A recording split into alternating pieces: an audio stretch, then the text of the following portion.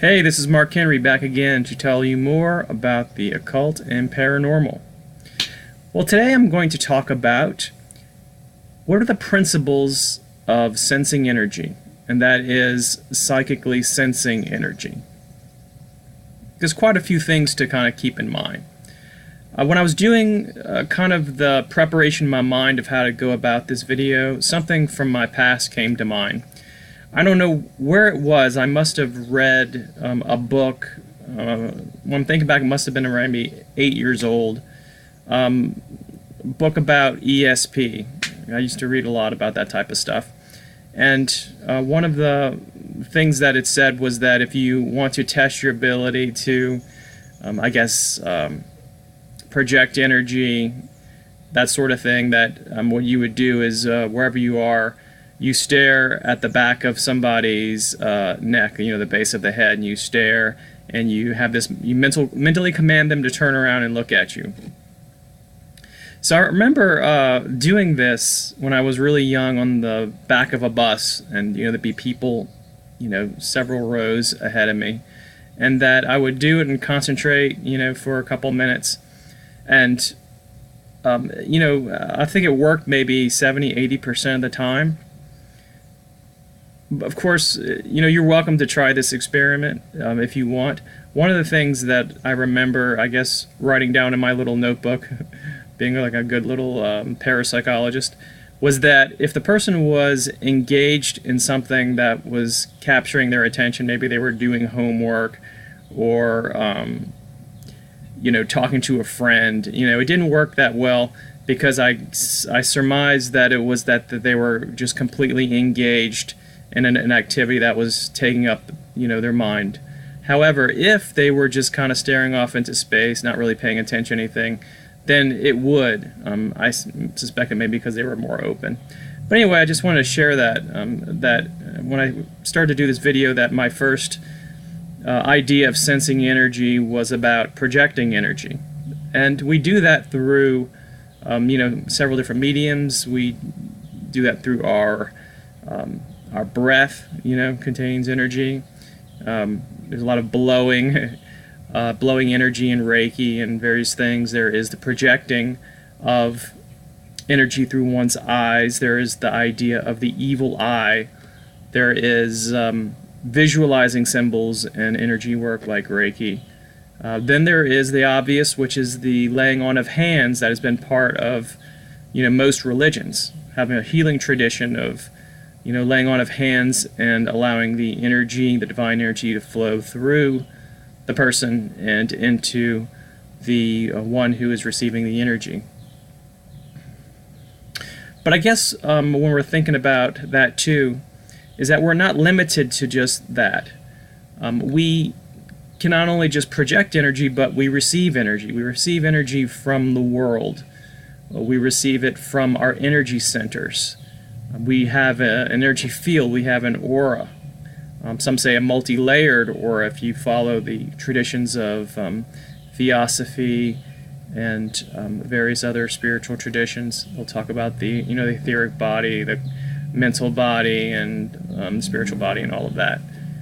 So we can sense energy through that. We can sense energy through other people's energy field on our energy field. And I'll kind of illustrate how that works and how that has played out, I guess, in a recent experience of mine.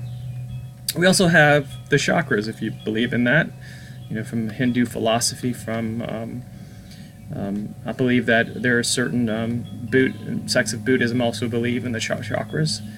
I think that if I want to say maybe the Bhagavad Gita, excuse me, I believe that was maybe the first time that showed up in Hindu philosophy.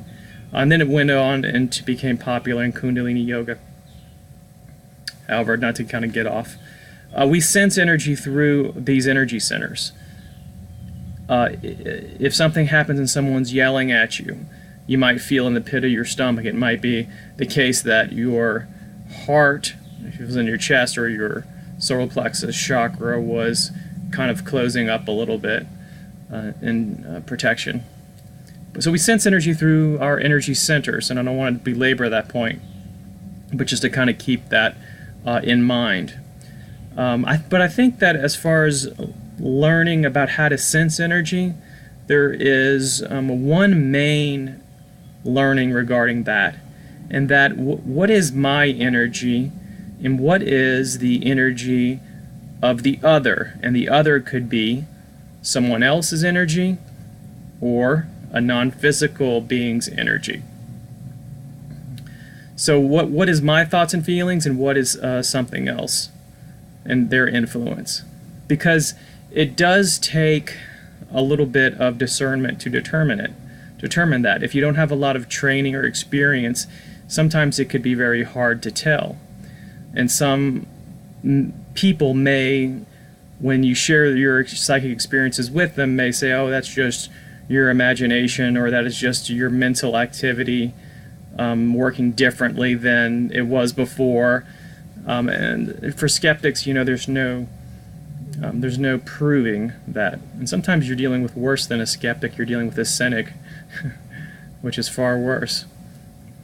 So, what is me and what is something else? And I'll kind of give you an example of how that has played out before with me. I remember one time I was eating at a restaurant, and I sat down, and I was kind of, I knew the server, and so she took my order and she went to go get my food, and I was sitting there kind of by myself, just kind of not doing much of anything, and she came back with my food. I started eating, and I was still I was making casual conversation with her. It wasn't anything heavy. It wasn't anything that took a lot of my attention. However, like after a certain point of me eating, I noticed that I started to feel kind of strange. I started to feel something out of context with the situation. I actually started to feel a little bit physically aroused, which was kind of a little surprising because I checked in with myself. I wasn't thinking about anything. I wasn't thinking about anything sexy.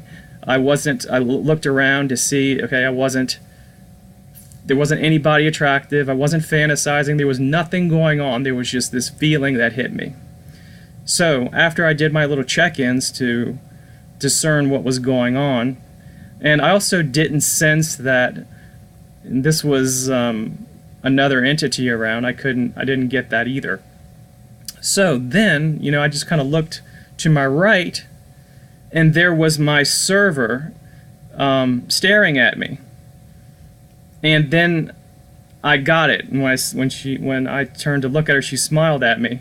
So I got where that energy was coming from. And that can very much happen. Again, that is her energy field, and what was ever going on with her mentally projecting itself on my energy field. And I had to take a couple seconds to figure out what was going on. But that's how it can happen. But you really need to kind of look at yourself and what's going on around you in order to figure out what that is sometimes. Just so you don't think it's just you going crazy and just having a feeling out of nowhere, just being random. So, something to think about. Another time that this played out is that I was sitting at a club, just enjoying myself, relaxing in my chair, having a few beers, and I had a friend, and it wasn't a good friend, it was a kind of a casual friend. She was sitting next to me. And at a certain point, while I was just enjoying myself, having a conversation, I started to feel anxious. Again, just like the other example, out of the blue. And again, I was like, where's this feeling coming from? I wasn't worried about anything. Nothing happened earlier in the day to cause that mood, so I didn't carry that with me. I looked around, and there was no conflict, no arguing that I could see to cause any feelings in my external environment. Didn't sense any type of entities that might be doing anything. So then my friend was saying, yeah, I really wish, that this would be more lively type of environment. And, I didn't really think anything of it. But then I started to notice her body language. and her body language was more of somebody who was nervous. You know, she was kind of getting fidgety, kind of, you know, looking around, you know, that sort of thing. So I said, okay, well, maybe that's her. And that was confirmed with me the next day, because I noticed on Facebook that she posted that she had an anxiety disorder. So that kind of confirmed it for me. So again, these are two examples where the people around you can interfere. Their energy field, their thoughts can interact with yours. If you're, and I don't really like to use necessarily jargon, a highly sensitive person. I think that's could be more popular nowadays to say. You might experience this if you're just somebody who may not be even highly emotional either way, but just psychically tuned in. This can happen to you, especially if you're kind of like an open, easygoing person. You know, you can experience this. So just be aware, you know, about this, how other people's energy and other things' energy can interact with yours. Okay, so let's leave that aside for a second, as far as other people. What about other things, non-physical things, entities? Well, there's really, the only way for you to determine how that affects you is going to be through experience and, you know, trial and error. Because we're all different. We all have different psychic gifts. We all maybe have more strengths in whether we're more clairvoyant, seeing things, clairaudient, hearing, or you know, clairsentient, feeling. Some people are the gustatory and the olfactory, the tasting and the smelling psychically.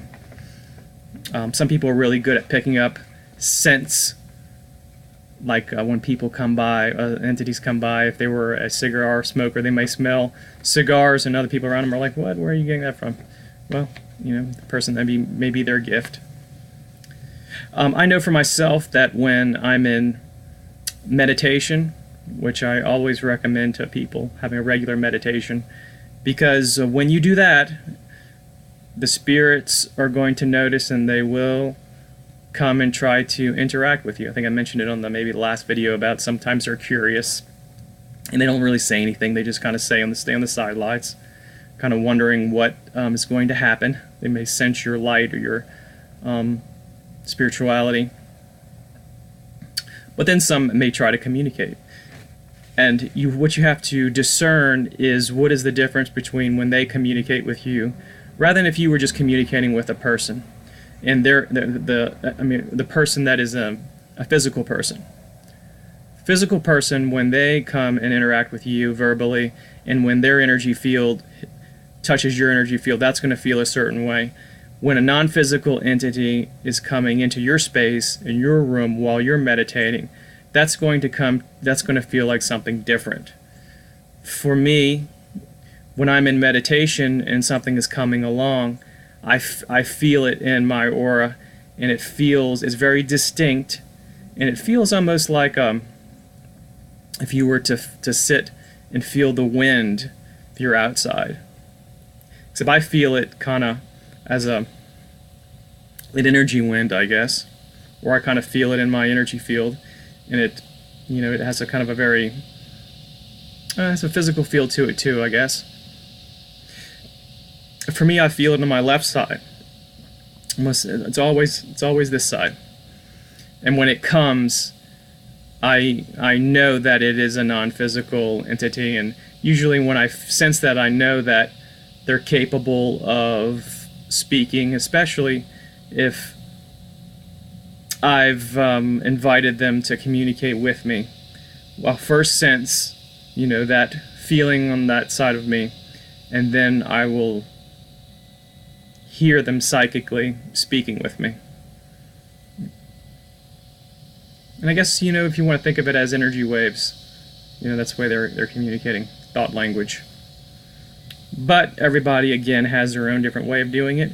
I can't suggest to you what that would be.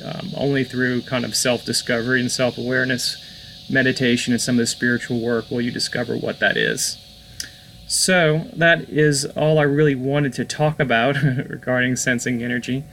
I think this is a really cool topic, and I hope you enjoyed it. If you're interested, again, my book is on Amazon, Dancing with Energy, Healing, Magic, and Mysticism. Please subscribe and like, and I will see you in a future video. Thank you very much.